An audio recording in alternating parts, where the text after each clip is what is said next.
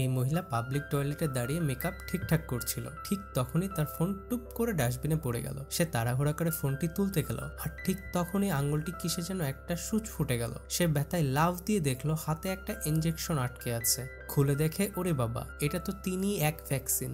যেন bonus offer পেয়ে গেল। ফোন উদ্ধার করতে করতে সে আবর্জনার পাহাড় সরিয়ে অবশেষে ফোনটা পেল। তারপরে গুগল মামার সাহায্য নিতে লাগলো। এই অদ্ভুত ভাইরাসের চিকিৎসা কি, একটা ভিডিও দেখে সে নির্দেশনা ফলো করতে লাগলো। হাত ধোয়ার পর দেখলো হাতে ছোট ছোট গর্ত। এটা কি হলো রে বাবা, আতঙ্কে আবার হাত ধোয়া শুরু করলো। কিন্তু এবার পুরো হাতই গর্তে ভরে গেল, যেন চিজের মতো ছোট ছোট গর্ত। আতঙ্কে সে টয়লেটে রাখা ব্লিচের বোতল দেখলো। ভাবলো একটু ঝাঁকিয়ে দেখি।